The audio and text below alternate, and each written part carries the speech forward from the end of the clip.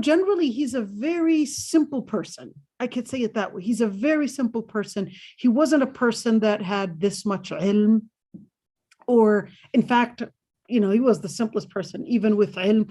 I remember debating with him, and I said, to actually do songs and music and all that is haram. And he said, no, it's not, Khali. I was like, what's the evidence? He said, there's this singer, her name is Kulthum. She actually used to sing Al-Qalbi Asha Kulli Jamil. The heart loves everything beautiful. I said, that's not an evidence. He says, it is to me. And I'm like, whatever happened to Quran and Sunnah? And he's like, Al-Qalbi Asha Kulli Jamil. Love, or heart loves everything beautiful. I'm like, but what does that have to do with anything? He said, it's a religious song. Get it? I'm like, oh, okay. But he's so good. He was that way, but he also said, you're going to go to hellfire. He told the guy, that's his piece of dawah. You're going to go to hell. It's like, okay. Alhamdulillah. Allah yarhamu ya Rabbi. Allah yarhamu. Allah yarhamu. The day he died, I was actually next to his bed, and you could see his finger actually going like this, doing his shahada right before he died. SubhanAllah. Allah yarhamu, to actually see the different people actually say and speak of the good things that you did not expect. Ziyad, Abu Zaid was the famous name that he used to go by, Abu Zaid. And Ziyad he was really known. He was really known. Wherever you go, he's loud, and you would never mistake that he's there. If you go to Filfila, he's there, and you'll definitely know he's there from his very loud voice. Even if you're walking in Mall of America, you will know he's there by looking at the walls shaking. Alhamdulillah. Allah yarhamu ya Rabbi. Allah yarhamu. But just to know how loud and vibrant a person was, and all of a sudden they're not there, it just, I don't know, it has its that silence that is so scary. How is it that this person was there and now he's not? Yeah. Sometimes you think they've not even gone forever, like absolutely, into the house. Absolutely, they just went outside. They're coming back. Yeah, and subhanallah, it's death is really a word of subhanallah الذي قهر عباده بالموت. It's like, that's it. Allah subhanahu wa ta'ala, that's it. There's no word to say. There's nothing that you could do. It's that silence that you will just have nothing to do but go in sujood for Allah subhanahu wa ta'ala, because you will really recognize and realize how magnificent and powerful Allah subhanahu wa ta'ala is. All the ilm, all the money, all the different things. Just gone. Gone. Like they're not even there. They're not even there. And they don't need anything. Yep. That's why people who follow dunya, they don't, how do they even forget that? SubhanAllah, that's why today I put on the Facebook about civilization and all that. It was really in response to someone that said, why do we necessarily go to Hajj or Umrah and all that? And it's instead, we're supposed to be saving humanity and actually giving them the donation, etc. It's like, why don't we say that to other things? Why are we always just trying to stab the Muslimin and start, baying them whenever they want to do khair within the ummah, and actually say, what you're doing is just bad. Even when I'm doing good, it's called bad. And then we go and use these narratives of trying to bring about salvation to humanity and etc. And without us realizing that, just like the Pharaoh, and that's why the Pharaoh came to my mind when he definitely built a civilization that is actually Egyptology. Right now, you study archaeology, and there is a special department called Egyptology just to unearth this great civilization. To actually not call it a civilization really takes you, do you know what you're talking about? Do you know the science? Do you know all the different architecture? When you look at the architecture, it really reflects of a magnificent era where it was, at least, to actually say it was kings, it was magnificent, magnificent organization, magnificent research, magnificent management that made such a thing happen. But Allah subhanahu wa ta'ala still called it Jahiliyyah. Yeah. Simple as that. It was called Jahiliyyah. Why did Allah subhanahu wa ta'ala not let Fir'aun go on with all the different building and monument building and civilization and all that? Because it was not a civilization. It was Jahiliyyah. So Musa comes in right there, alayhi salam, to actually build a civilization based on what really is civilization, to let you know what La ilaha illallah is. Because you can't speak about the shells and the outer things and not talk about the core of what makes a civilization. What makes a civilization is really the first part, is really knowing yourself by knowing your creator. And of course, knowing what you're building for. And the other piece, what makes humanity and justice. What makes humanity and justice is really the foundation of any civilization. Because to make a civilization based on outer structure is nothing but cards that are just going to demolish. It's just nothing but all, it's nothing but all this fabricated outer image that contains a lot of injustice within it without you realizing. That's why even the West, when you look at it, whether we're talking about the social structure, whether we're talking about so many different structures, yes, it might have certain good things in it. There's no doubt about that.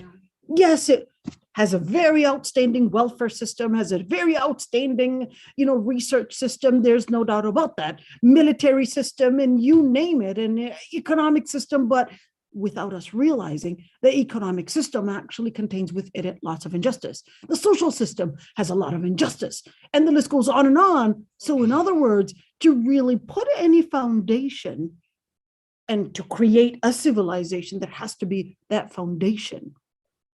And that's why Allah subhanahu wa ta'ala sent the Anbiya and the Rusul, the prophets and the messengers, in order to teach man what it means to make the foundation of a civilization.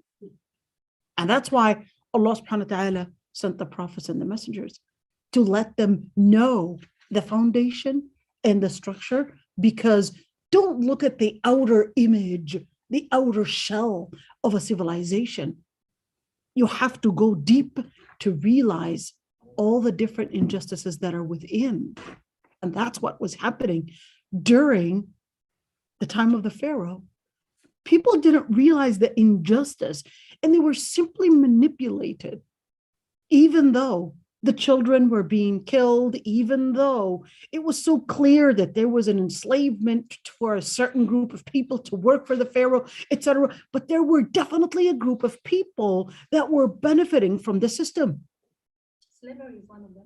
Slavery is one of them. There was a group of people that was benefiting from the system. So to actually disregard that injustice by saying, well, we're still seeing people benefiting, that's actually looking at the cup from a different angle. So that's why this takes us to this ayah. That's why I actually wanted to start this introduction, because of this ayah. Now, when we talked about the previous ayat, and of course, we're always looking at the center of hidayah or huda and kitab. So the story continues about telling us, well, that Allah subhanahu wa ta'ala created the earth and everything that is on earth. And then the Lord Almighty sits on the throne, and he makes the skies into 7 heavens, and he's all knowledgeable or all-knowing over everything. But then it takes us into telling us, well, where did this story actually start? Now, I want you guys to pay attention, because there's a lot of details All right, there are a lot of details, and I want you to really focus. وَإِذْ قَالَ رَبُّكَ لِلْمَلَائِكَةِ I'm first going to give you this general interpretation, and then we're going to go in little by little detail. وَإِذْ قَالَ رَبُّكَ, and when your Lord told the malaika, I will be creating or making on earth a khalifa. I'm just going to use the word khalifa. They said, are you going to create within it what will cause destruction and bloodshed? And we are here glorifying and praising you, and that is confessing your magnificence. And he said, I know what you don't know. And he taught Adam the names of things, or all the names, and then he introduced them or exposed them to the malaika. And then he told them, tell me or express and tell me the names of such things if you really are knowledgeable or sadiqeen. Now, a very shallow interpretation, you don't really get much out of it. So that's why we're actually going to go in detail. Ready? So وَإِذْ قَالَ, I want you to look at this surah first because this page, there are actually 3 different parts that were mentioned. Here's number 1. So this is, you can consider it a story number 1, and then you got story number 2, and then story number 3. Just on this page, there are 3 different scenes. All right. And every single scene on this page is actually trying to connect the dots to help you understand what me as a human being, how do I relate to the world around me? What do I have to how do I have to relate with anything that surrounds me, whether it's hidayah or kitab, or even understanding myself? Now, these are the 3 main key points. So that's where we're actually going to take them one at a time, and I want you to look at it. All right. So let's continue right there, and let's just see it. وَإِذْ قَالَ رَبُّكَ لِلْمَلَائِكَةِ, and when Allah subhanahu wa ta'ala told al-malaika, and of course, when we look at these pieces, I want you to look at it right there. When you look at وَإِذْ قَالَ رَبُّكَ لِلْمَلَائِكَةِ, so here it is. Allah subhanahu wa ta'ala is وَإِذْ, and remember. So what does remembering have to do with anything? When you look at the word وَإِذْ, it can mean remember. It can mean to highlight a certain point. And in the other part of the ayah, it also highlights another point and actually says وَإِذْ قُلْنَا لِلْمَلَائِكَةِ. There are a number of different highlights. When you look at in the Quran, there are a number of different stories that actually start with وَإِذْ. So here, وَإِذْ قُلْنَا وَإِذْ قَالَ رَبُّكَ, when your Lord Almighty, and why did it say رَبُّكَ and not Allah? So the word Rabb actually relates with one side of Allah subhanahu wa ta'ala, which is that the Lord Almighty, the one that is responsible for creating things and for laying out the structures. That's why Rabbuka. In other words, to look at it within the context of the story. So here Allah subhanahu wa ta'ala is telling them, well, Allah Almighty was the one that created the structure. Therefore, He is the one that decides where and how the structure unfolds. Are you guys with me here? Yes. How the structure unfolds. So what does that have to do with anything of unfolding here? So He tells al-malaika are simply those creatures that were created from light. But the light that the malaika were created from is not the light that you see up above you, and is not any kind of light that you would know in where it fades away the farther it is, and etc. That's a different structure of light. Our malaika from aluka or alaka, which actually means to send, or is the word malaika, which in Lugha Arabiya, I want to just make it clear here that there are certain words in Lugha Arabiya that you can go back to the original root word of it, the 3-lettered root, or 4 or 5. But there are certain words that cannot be in that structure, meaning you cannot break it down to actually see the base of that word or the conjugation of that verb or word. Not all words are necessarily to have a root that you can actually break down. And those are the words that are called mamnu'a min as-sarf, meaning that you can't break it down because it was not conjugated from a 3-lettered root or even a 4-lettered root. It in itself is actually that name, and there's no more breaking down. That's one opinion. The second opinion said that no, alu, it actually comes from aluka or alaka, which actually means to request. So regardless, malaika, whether the word is conjugated or not, in the end, we know that the malaika are actually a certain group of creatures that Allah subhanahu wa ta'ala created that are created to do specific tasks. The malaika do not reproduce. Malaika do not eat and drink. Malaika don't necessarily use intellect like we do, which we're going to be seeing right now. So what did he say? Inni ja'al, I am. So here's Allah subhanahu wa ta'ala here using the word inni, I ja'al. Now the root for ja'al is actually ja'ala. Now the word ja'ala actually means to create something out of something.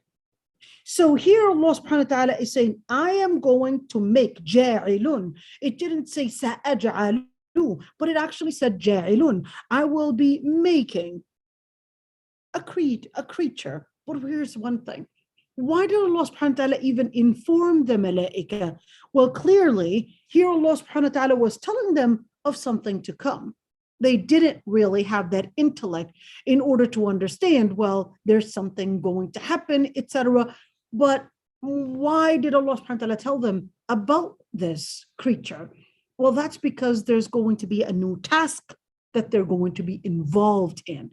And this is really important that when this is Allah subhanahu wa ta'ala actually speaking to the malaika and informing them of a creature that they understand that they're going to have some kind of a mission and involvement with this new creature.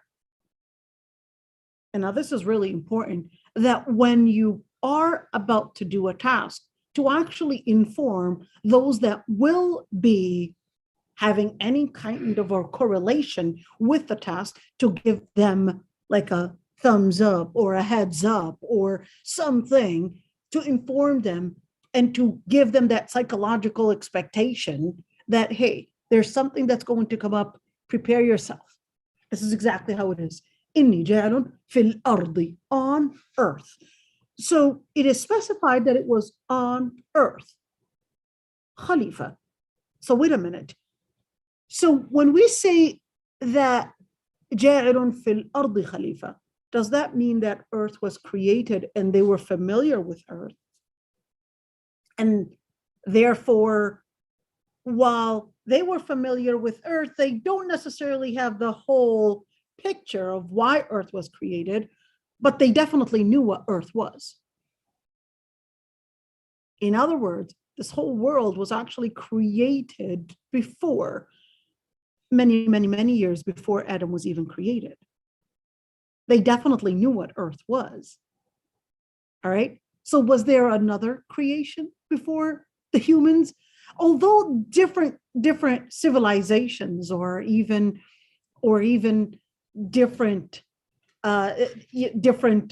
let's say, scriptures would speak about another creation, whether it was called, the Persians would call them, I think it was Kormit or Karmit or something like that, and Jinn or Bin and all those different things. But in the end, is that what creation was it? And how did, whether the Greek or the Jews or the people of the book or whatever it is, how did they perceive this new creation? Was there any kind of a creation that was created before, and therefore then the Malaika were aware of this creation that was there? And then when the Malaika were introduced to this new creature called Adam, that's when they correlated based on that information that they had already seen on Earth? Was it the dinosaurs, or what really was it? Was it that there was a creation and then they didn't have that intellect and they were causing all this bloodshed? Was it that? Was it later that Adam and the Homo sapiens or whatever it is, they later married and with the Neanderthals or whatever? Really, there's no evidence on either, at least from the Islamic standpoint. We don't really have all the details. Could it be possible that the Homo sapiens or Adam humans somehow, they got married and had some children with Neanderthals and all these different things, or Allahu Alam. Allahu Alam. To denounce that or to confirm such a thing, we don't actually have any textual evidence. So what about the word Khalifa? I'm going to get to that. So we just know it's peace on earth. Earth was definitely something that they had recognized. Earth was created before Adam was created. But the question is, why? So he uses the word Khalifa. I want to look at the word Khalifa because the word Khalifa actually has a number of different conjugations. What does a conjugation even have to do with anything? Because in order to understand any piece of information, you always have to go back to the source of it. Allah subhanahu wa ta'ala was really specific in the term that was used, Khalifa. The word Khalifa comes or goes back to the root kha la fa. But the word kha la fa would mean something to precede something. Now, something to precede something, Khalifa, means that something preceded, but Khalifa means something that came later. That's one side. The second side of it can also mean a Khalifa to be responsible. So that's why we call Khalifa the leader of the Muslimin. He's called the Khalifa because he's actually the head of state, the person responsible, the chief in control, etc. That's why they're called Khalifa. But you want to keep in mind that not every single verb is necessarily related in that way. So what do we mean? When you would get a conjugated verb, so the word Khalifa, does that necessarily mean that there is another person that is following another person? And is that the only specific meaning to it? Or, I want you guys to wake up with this one. Or is there, just like the word malaika, in where, yes, we can mean to seek, to send, etc. But the word malaika also has a specific definition. Got it? Has a specific definition. So that's why the scholars actually had differences of opinions on the word Khalifa. Now, although it can mean a following creation, but the word Khalifa to mean manager, to mean head of something, responsible of something, actually has a very strong argument here. Here's why. Let's continue to see why it actually has a very strong thing that Khalifa actually means is responsible for something. Let's say the Malaika respond, are you going to create within it? What is within it? Within earth. Are you going to create within it who will cause yufsidu fiha? I want you guys to look it on that one. Are the malaika here necessarily objecting? No, they're not. The malaika are not objecting, but the malaika are inquiring. They're inquiring because, let's see why. Because of this is their reason for not objection, but this is their reason for, are we missing out on something? And that's why they said, that's why Allah subhanahu wa ta'ala tells them, قَالَ إِنِّي أَعْلَمُ مَا لَا تَعْلَمُونَ. They weren't objecting, they were inquiring. And that's why when you look at that part, that's why they were wondering, like, it's kind of like when a teacher would say, give you a question, post a question. It's not that the teacher doesn't know, but but it's a form of creating dialogue. It's a form of letting you know your task. It's not necessarily an objection. Malaika don't object to Allah subhanahu wa ta'ala. So what did they say? why was their astonishment actually there? So they understood from the word Khalifa as, pay attention to this. They said, are you going to create within it who will cause destruction? Here's number one. What is destruction? Destruction is the opposite of construction.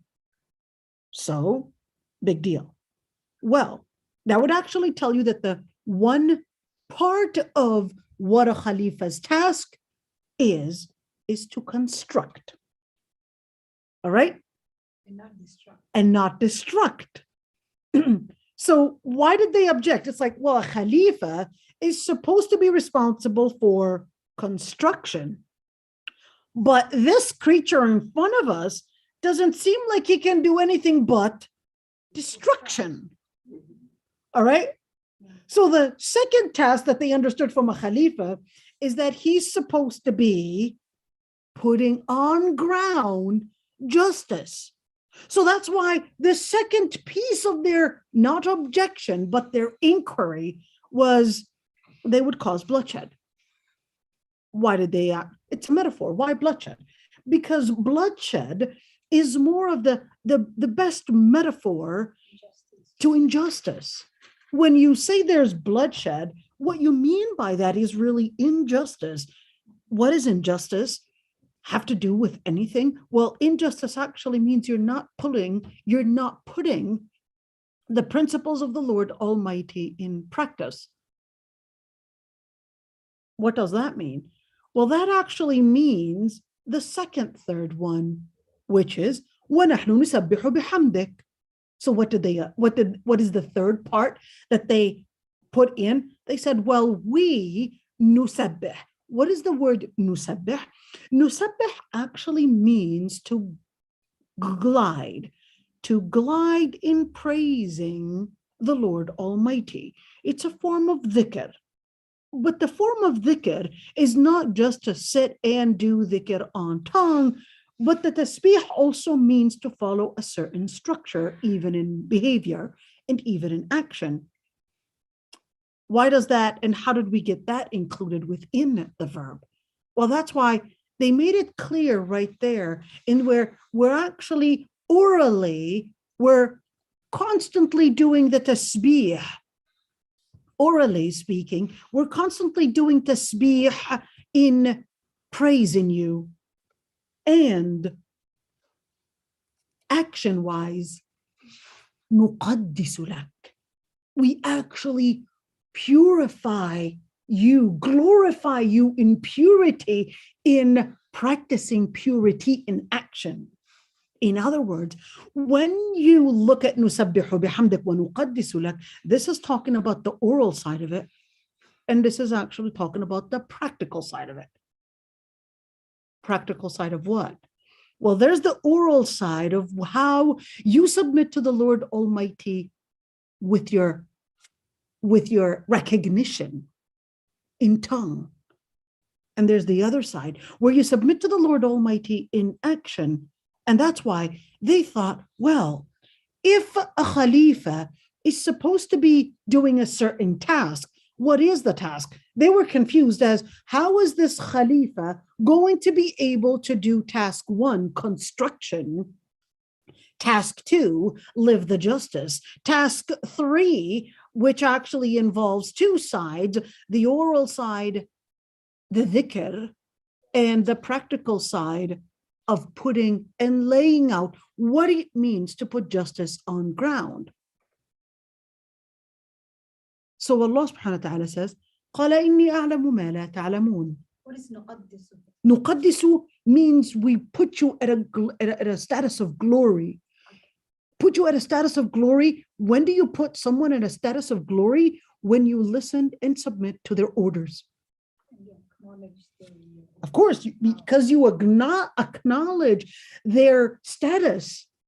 When you acknowledge their status, you put all their orders on top of anything that you might desire. So that's why we said this is more of the action part of it. This is more of the dhikr part of it, the tasbih. All right. Now, of course, when you look at these 3 points, that's when the word Khalifa to actually say just a creation that came after is not enough. Because certainly that's not what the Malaika understood of what it means to be a Khalifa. So why were we created? Well, that's why you look at one, we're created to make a construction, build a civilization, but civilizations do not stand without justice, and justice cannot stand without the recognition of La ilaha illallah and putting it into practice. I love You it. see how that correlated with what I posted today? It actually falls within it. You cannot have a Khalifa. So when we speak about a Khalifa, you actually mean to build a civilization. Any civilization where there is just a construction, that's not enough, because you're going to expect social disorder. Why? If there is no glorification to the Lord Almighty, all the rest of the pieces will fall one after another. Social injustice right there. And of course, that's going to bring about destruction to the rest of the different pieces that surround on earth. Whether we're talking about destruction in the social part, or even if we're talking about the ecosystem, it's going to be within it too. Everything will fall just like a dominoes. So here Allah subhanahu wa ta'ala says, قَالَ إِنِّي أَعْلَمُ مَا لَا تَعْلَمُونَ. I know what you don't know. Why was this objection in the first bit? Within that, قَالَ إِنِّي أَعْلَمُ مَا لَا تَعْلَمُونَ. It was all about the ilm that Allah subhanahu wa ta'ala had created within this creature, what the malaika did not know. What was it? That this creature, although you had objected that he has these qualities, or you thought that he cannot be whatsoever qualified to do the task of a Khalifa, but Allah subhanahu wa ta'ala told them that there's one piece of it that makes this creature actually qualified and fully coped, fully equipped with the task of being a Khalifa. Does that necessarily mean that the Malaika are somehow inferior to the humans? No. It doesn't. This is not about superior and inferior. This is talking about, are the human beings equipped with the different tools to make this task or not? Let's see what the first and the second equipments are that Allah subhanahu wa ta'ala had given them. The second equipment, let's see. So here, Allah subhanahu wa ta'ala is giving Adam the equipment. وَعَلَّمَ آدَمَ الْأَسْمَاءَ كُلَّهَا. Scene number one, a dialogue between Allah subhanahu wa ta'ala and the Malaika. All right? Part of that scene, kind of like a movie, part of that scene, Allah subhanahu wa ta'ala taught Adam the names of things. But here's one thing. Although the scholars of tafsir had actually went in lots of details about what names, was this an instruction, or was this an inspiration that Adam somehow learned the names?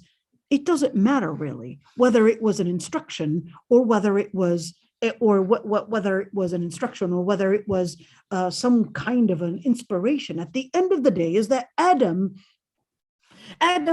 got the pieces and learned the pieces of, and the pieces were the names of things. But here's the thing: is this necessarily a name of something? Cup, phone, table, whatever it is, or is this the function of something? What is that? Now, this is a very long dialogue between scholars, but I really loved what a Tunisian scholar, his name is Tahir ibn Ashur, actually, and even Ibn Kathir, they both talked about what does it mean to learn the names. And they both actually said, Tahir ibn Ashur actually said, unfortunately, the scholars went in detail. I'm not here quoting, but I'm just, I would say I'm phrasing part of what he had said. That unfortunately the scholars went in detail and lots of dialogue and argument on what the names were. Was it the names of different pieces, the outer parts of it, or is it more than that in where it's talking about the function of things? Or is it introducing Adam to recognizing his ability to understand and use intellect? This is a really important piece. Why the ability, and how did you get that when the ayah actually says علم آدم الأسماء كلها? He says yes, because in Surah al-Rahman actually says that علمه البيان. Al-Bayan, he taught him al-Bayan. Al-Bayan is expression, the ability to speak, the ability to express, the ability to describe. And that's where, what do you describe? You describe the names of things, whether a particular name, this is a key, this is this, or you might even describe feelings, or you might describe the function of something. And that's why Ibn Kathir actually emphasized, and he said, and sahih, the truth of the matter is, it's not the outer names of things, but it's even introduced Adam to the function of things in order to equip him. How do I actually relate to this world? What does that have to do with anything? Because remember, within the movies, or always, it always pictured the Stone Age man as nothing but a savage, a person that knows no structure, just really primitive in his life. What Allah subhanahu wa ta'ala is telling us, that isn't actually the case. That isn't actually the case. Adam was actually introduced to intellect. Adam was given the most important ability to communicate, describe, intellect, where he was able to recognize about himself. In fact, the malaika themselves were really, let's see what happened to the malaika. ثم عرضهم على الملائكة. He introduced the malaika. Name those things for me. Tell me about the function. What are these? And they just said, Allah subhanahu wa ta'ala, of course, tells them, Ambi'uni, give me the name, teach me, or not teach me, but tell me what these things are. In kuntum sadiqin. If you really, what is in kuntum sadiqin? What is this relating to? This was relating to what they had claimed earlier, that this Khalifa is somehow not equipped, and therefore this creature is not going to be able to do anything, and therefore they are more fit for this task than this creature. So Allah subhanahu wa ta'ala says, objecting to what they had said, in kuntum sadiqin. This is not to object that they were not doing tasbih, or that they were doing, this is not objecting that whatsoever, but this is objecting to what they had claimed, that why this creature is not going to be fit for this task. Again, this is not their objection, but this is their inquiry. So here, this is not Allah subhanahu wa ta'ala denying that they were doing this, because anyways, that's all they would do. They would only apply, and they would only obey Allah subhanahu wa ta'ala, but this is objecting their claim. This right there, let's just put those quotes, all right? This is their objection. So let's just put, this is their objection, all right? Between quotation marks right there.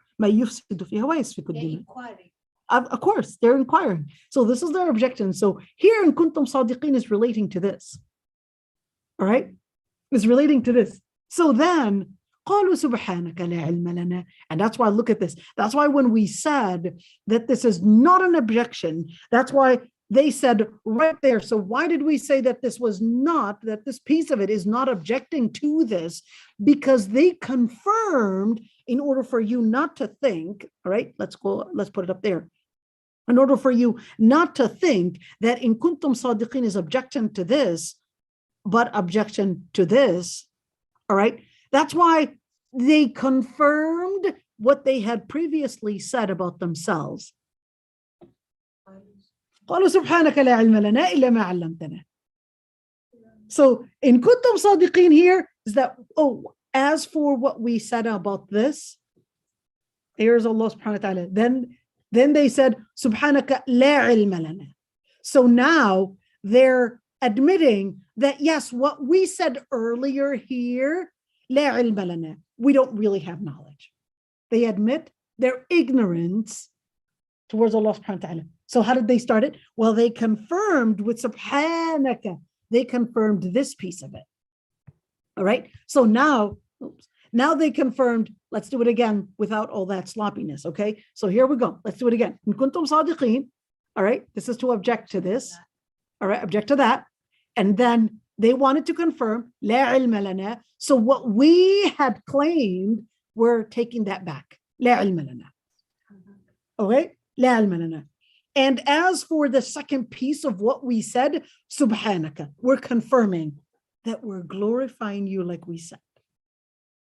We're confirming that. إِلَّا مَا عَلَّمْتَنَا. So here, we only know what you had taught us. So in other words, the claim that we had mentioned earlier here, we admit we don't have that knowledge. Then, إِنَّكَ أَنْتَ الْعَلِيمُ الْحَكِيمُ. You are the most one to know, that is all-knowing, and al-hakim, you're the most wise. What did that have to do with anything? All right, so why innaka anta al-alim al-hakim is their response? Because when they admit la ilma lana, it's because of what they had said right there. All right, so then they said al-alim because they admit, after recognizing Adam's ability and or even recognizing that they couldn't name the things, that's why they knew that Allah subhanahu wa ta'ala had great ilm, that Allah subhanahu wa ta'ala's knowledge superseded every knowledge. So what about al-hakim? Is that using another synonym for al-alim? No. Because al-ilm, having knowledge, does not necessarily mean that you have the understanding of how to put this knowledge within the structure of the purpose of what it was for. What does that mean? Good judgment, of course. In other words, you can probably have a PhD, probably at age 26, and from Harvard University, and in who knows, astrophysics or whatever it is. But that doesn't necessarily mean you've got the hikmah. Hikmah is a totally different thing. Knowledge and your IQ being at the very highest, 127 and 130 and whatever it is, and all those different numbers, doesn't necessarily mean that you have the experience to actually know how to fit different things within a structure, within the paradigm, how to avoid different evil things within your life. And that's why no matter how smart you are, you will always need the instruction from your parents or those that have experience. Right? The smarter you are, the more you need it. Well, okay. All right. You will always still need the experience, the ilm, knowing how to put everything within a structure. You can be the smartest person on earth, but wisdom, and that's why Allah subhanahu wa ta'ala actually said, وَمَن يُؤْتَ الْحِكْمَةَ فَقَدْ أُوتِيَ خَيْرًا كَثِيرًا. Whoever is granted and blessed with wisdom, then they're given the highest and the best of the best of the blessings, the highest of the blessings, the highest blessings, that is. All right. So here, al-hikmah is that how they acknowledged right there that Allah subhanahu wa ta'ala, not only does he know, but there is a structure that he had created that with all the things that he creates, surely he is the one to know best of where everything is put, giving it justice, knowing how structures and knowing how to get to the structure and the purpose of it. Bismillah. That's tool number one. Well, we're still going to get to it. That's tool number one. Okay. So here we go. So what happened? Well, now the malaika. Now let's see what tool number one is. قال يا Adam. So here we go. Here's Adam now. All right. Here we go. Adam comes in. All right. With Adam. What happens? قال يا آدم أنبئهم بأسمائهم. Said Adam, yeah, Adam. Was he calling on Adam? Was Adam far? Or is this Adam to give tashrif? What is tashrif? Honor. Right? Honor. Adam. أنبئهم بأسمائهم. أنبئهم. Now this is an imperative verb. Tell them. What is this? This is an imperative. This is an obligation. Order. Tell them the names. What does Adam do? Applies the obligation. Submits to the obligation. What does he do? فَلَمَّا أَنْبَأَهُمْ بِأَسْمَائِهِمْ. Then when he tells them, so here we go, what happens? This is semicolon. فَلَمَّا أَنْبَأَهُمْ. So this fa, right away. It's not a thumma, it's right away. Adam receives an order, Adam applies the order. Jibril, Mikael, Israfil, tells them their names, or probably the names of different things, understands the task, knows how to apply it. And that's why when we speak of any obligation, three things take away your taklif. What is that? Allah subhanahu wa ta'ala ordered you to do certain things, all right? Now, the order drops when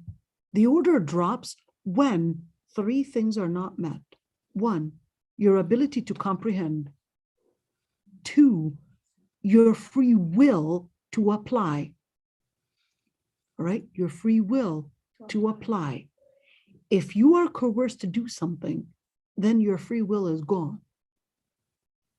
All right, and part of being able to comprehend is correlated with that you had reached the age of puberty. Why? Because once you reach the age of puberty, that's when Islamically you are considered an adult. What does it mean? That actually means the full development of the different parts in your body. The last thing that would develop in your body is really the reproduction system. Yes, there are more things that are going to develop. And it doesn't mean if you had reached the age of puberty, it doesn't necessarily mean that you're an adult, that you can function like a grown adult necessarily. What's the evidence? The evidence is that Allah subhanahu wa ta'ala actually tells us in Surah An-Nisa, فَإِنْ آنَسْتُم مِّنْهُمْ رُشْدًا. If you had sensed that they had reached the age of maturity. Age of puberty is different than age of maturity. You might have reached the age of puberty in your creation, in your biological system, but that doesn't mean that your mind had reached the age of maturity. What does it mean to be mature? To be mature is to actually have al-ilm and al-hikmah, to have knowledge and to also have the wisdom, the experience, and how to apply different things. So when we look at right there, was Adam at that point, was Adam did he reach the age of puberty? Well, he won't be held accountable and be able to apply unless he had actually reached the age of puberty and maturity. So let's see, did he actually reach the age of maturity? Well, أَنْبَأَهُمْ بِأَسْمَائِهِمْ. He definitely was capable of understanding. Was he forced to do something? Well, he applied and there was free will. Malaika definitely understood that there was free will. And that's why the Malaika were right there, seeing that this creature, with his free will, he was ordered for a task and he did the task. He did not object to the task. Are you guys with me here? قَالَ أَلَمْ أَقُلْ لَكُمْ. So then, Malaika are all watching this. Allah subhanahu wa ta'ala says, ألم أقل لكم إني أعلم غيب السماوات والأرض? Did I not tell you that I know the hidden things within the heavens and earth? And I know what you conceal, what you reveal, and what you conceal. Let's do it again. All right. Now, so Allah subhanahu wa ta'ala, right now, alam aqul lakum, is this necessarily, this is actually called istifham taqriri. What does that mean? It's an informative clause. It's not a question. This is not asking them. This is not telling them, did I not tell you yes or no? This is not here asking them to answer. This is istifham taqriri. It's like asking in a way of you giving the information that I know, that the Lord Almighty, that is, غيب السماوات والأرض. What is غيب? الغيب is everything that is hidden. Is this the second story? This is actually part of this story. The first one? Yep, the first one. Okay, keep going. So إني أعلم غيب السماوات والأرض. Now the malaika, did I not tell you that I know everything that is in the ghaib? What does that mean, ghaib?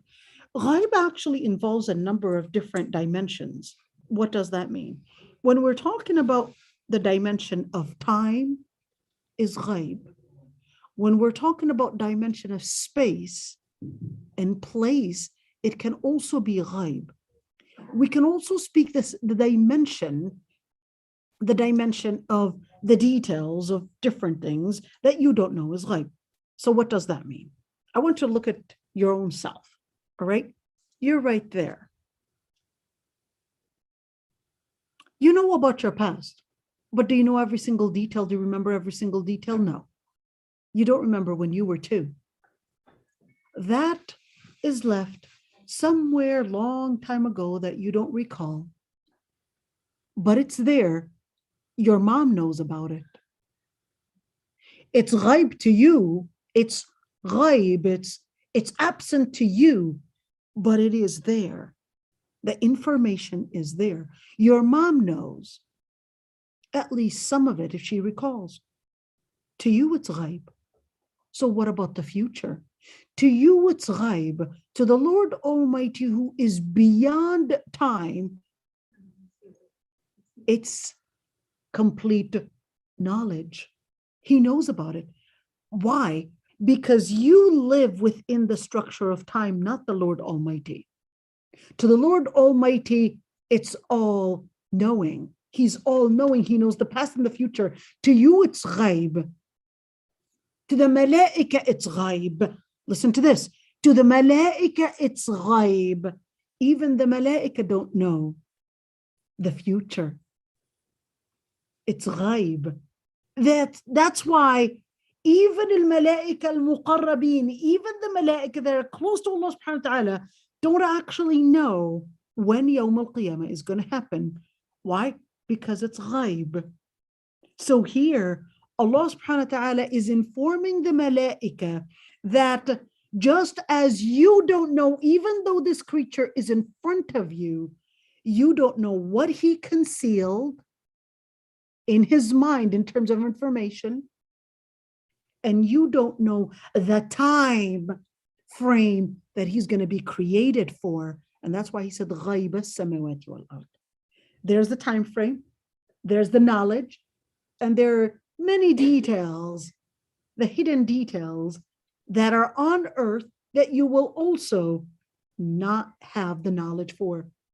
So here Allah subhanahu wa ta'ala is telling them, speaking of Al-Alim and Al-Hakim, well, there, now you know that the Lord Almighty not only does he have the knowledge, but Allah subhanahu wa ta'ala tells them that he knows everything, the structure. Here we go for Al-Hakim, the paradigm, the structure, all the different details, all the different dimensions that this creature was created for, which is the ghaib. What is the ghaib? That this creature is going to be created for a mission. the mission is part of the ghaib. The mission is part of the ghaib. Let's continue right there. وَأَعْلَمُ مَا تُبْدُونَ وَمَا كُنْتُمْ تَكْتُمُونَ. And I know what you reveal and what you conceal. What does that have to do with anything? Well, this one is in order to inform them that when you look at this piece of it, أَعْلَمُ مَا تُبْدُونَ. They revealed certain things about Adam of what they thought was right. But there are certain things that might be hidden with certain malaika, or hidden certain things. So that's when this is Allahu Akbar, Allahu Akbar. Allahu Akbar, Allahu Akbar. أشهد أن لا إله إلا الله. أشهد أن لا إله إلا الله. أشهد أن محمدا رسول الله. أشهد أن محمدا رسول الله. حي على الصلاة. حي على الصلاة. حي على الفلاح. حي على الفلاح. الله أكبر، الله أكبر. لا إله إلا الله.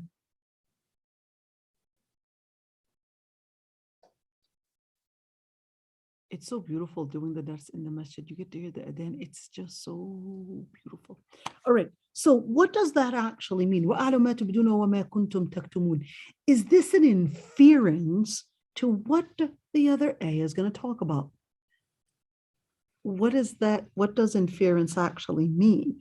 So the inference is within a prelude, within an introduction, you're trying to give some of the different results of something, some of the different information within this prelude, within this introduction that I'm giving you. There's something coming up, but just keep that in mind. Now here, you look at this one, وَإِذْ قُلْنَا لِلْمَلَائِكَةِ. All right. وَإِذْ قُلْنَا, can you see what she wants? She's calling me and I'm telling her that there's a class. And all right. So وَأَعْلَمُ مَا تُبْدُونَ وَمَا كُنْتُمْ تَكْتُمُونَ. That I know what you conceal, what you reveal, and what you conceal. All right.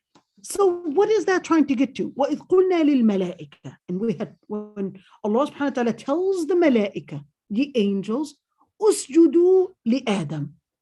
Prostrate for Adam. What happened? فَسَجَدُوا إِلَّا إِبْلِيسِ. They all made the sujood except Iblis. What is the inference? Make sure you don't have the video on. I turned it off. Okay. Were they able to see me? I don't think so. Alhamdulillah. Are you sure? I don't know. Just check. Okay. Uh, It's off. Go ahead. Sorry. Wait a minute. It Maybe is off. it used to be on, perhaps. All right. I hope not. Alhamdulillah. Continue. You can change the past. All right, inshallah. Where were we? وَإِذْ قُلْنَا لِلْمَلَائِكَةِ اسْجُدُوا لِآدَمَ فَسَجَدُوا إِلَّا إِبْلِيسَ. Remember the inference that we talked about? So here, وَأَعْلَمُ مَا تُبْدُونَ وَمَا كُنْتُمْ تَكْتُمُونَ. وَمَا كُنْتُمْ تَكْتُمُونَ is basically telling them, well, Iblis, I know what you conceal. All right? In other words, Allah subhanahu wa ta'ala here is giving us that inference that there's something that I'd like to keep you aware of. Bring to your awareness. Iblis, right there. All the angels made sujood except Iblis. Aba. he refused. واستكبر. And he lived in his pride. But the word أبى, so this is again the inference. أبى, he refused. Why? Did it actually tell us about that? Well, here Allah subhanahu wa ta'ala is telling us that أعلم ما تبدون, I know what you conceal or what you reveal and what you conceal. Who was concealing anything? It was actually Iblis, concealing his objection to Allah Almighty, concealing the truth about his relationship with this creature, and even how he's objecting the orders of Allah Almighty. Was it jealousy? Let's see why. وَكَانَ مِنَ الْكَافِرِينَ. What was the point? He rejected Allah subhanahu wa ta'ala. Istakbara. He lived in istakbara. Actually means that he had arrogance. What is arrogance? Arrogance is to center on yourself and see yourself as higher, superior than others. What was he seeing himself superior to? He was seeing himself as superior to Allah or Adam? Adam. Adam. He definitely was not seeing himself as superior to Allah. But even though, look at this one. So istakbara, and this is really important when we talk about kibr, when we talk about pride, what type of pride is it? Is it that he saw his nature as superior to Adam's nature? And that's why he actually deserved to be called kafir? Why was he called kafir? Well, he was called kafir because when we speak about arrogance, arrogance is not only in seeing a certain nature, but arrogance can also be a spiritual type of arrogance. So it's not only in how you envision something, but it can be in how you treat something spiritually. So what did he do? Just because, why was he called min al-kafirin? He was called min al-kafirin not because he only envisioned himself as superior to Adam, but he was called min al-kafirin because he had objected the order of Allah Almighty. And that's the spiritual arrogance. Are you guys with me here? The spiritual arrogance is not because he saw how he saw Adam, but because how he reacted and related to the order of Allah Almighty. After being told he knows all the ilm al-ghaib. He wasn't, He wasn't. no, not, you mean Iblis The knows? eye in front is the Allah knows everything. Ilm al- Well, absolutely, but he actually, Iblis wanted to object. And speaking about Iblis wanted to object because he considered that he can't be a Khalifa, he can't be at that level. We deserve it better. So he objected to this whole thing. He considered himself, and that's why in the other ayat, in where قال أنا خير من. So he didn't object to Allah subhanahu wa ta'ala having the ilm. He said, أنا خير من. I'm better than him. In other words, I deserve this position to be a Khalifa more than him. So he wanted to be the Khalifa then? So what was his evidence? What was his objection? What was his argument? خلقته من نار خلقتني من نار وخلقته من طين. I'm actually at a better rank. Remember, Allah subhanahu wa ta'ala showed and presented Adam's intellect. And he responded, well, no, I have better qualities and better features. The better qualities is basically that I have what he doesn't have. I was in my own creation, in my own nature, I was created from fire. And he was created from clay. This in nature is better than not in nature. Therefore, I should have the honor to be at that level. You know, in speaking about Iblis, what is the conjugation of Iblis? Where does the word Iblis come from? Well, Some scholars actually said the word iblis is mamnu'a min as-sarf, which actually means it's not a conjugated noun, and in fact is just a noun without any conjugation. Other scholars actually said that no, it actually comes from the root from a root which actually means to be inferior, to be distant. Ba'uda. Regardless, whether mamnu' min as-sarf to mean that it's not an Arabic word, therefore the name doesn't have a conjugation, or whether it means to be inferior or to be distant.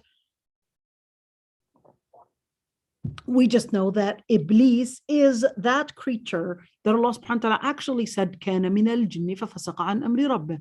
So is he from the Malaika? No, he's from the Jinn. So why, if he was from the Jinn, why was the ayah saying, وَإِذْ قَالَ رَبُّكَ لِلْمَلَائِكَةِ لِلْمَلَائِكَةِ, and he ordered the Malaika to do the sujood? Well, if the Malaika were superior than Jinn, then Jinn, being even inferior to Malaika, would surely be required to do that task even more or prior. In other words, the task becomes even a bigger priority. So what does that mean? Let's say I would say, I want all the straight A students to actually do such a thing.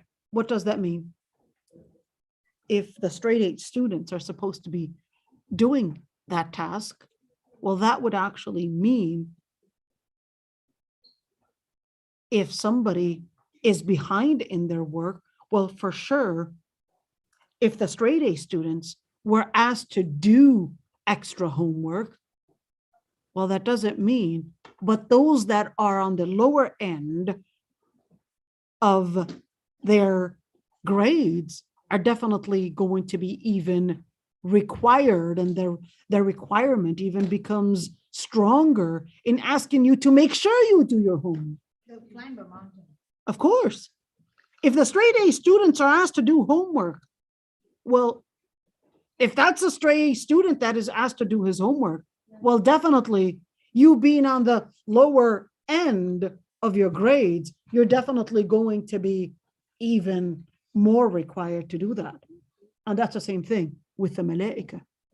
The Malaika were superior, but if they were ordered to do an obligation, then those that are inferior are even more required to do that task.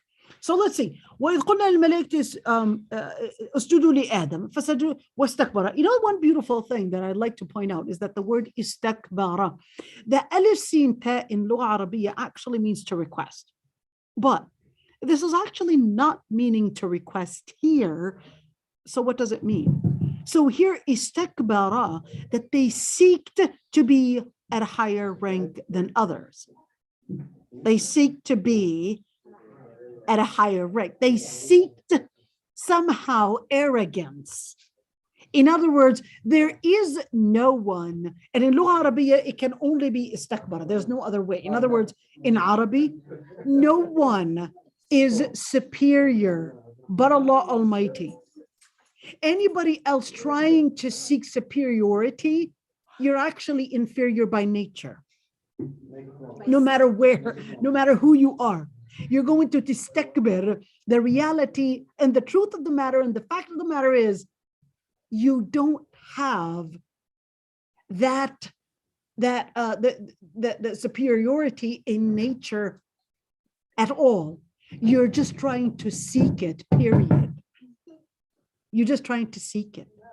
It's your arrogance, focusing on one focal point in yourself, making you think that somehow you're better than others. Allah subhanahu wa ta'ala, you're not better than others. All right. So I was really hoping we could continue today. I don't know, can we? The salah is gonna start right now. You have to continue though. We have to continue? Yes. All right. We'll continue at least this page. We have to. We have to.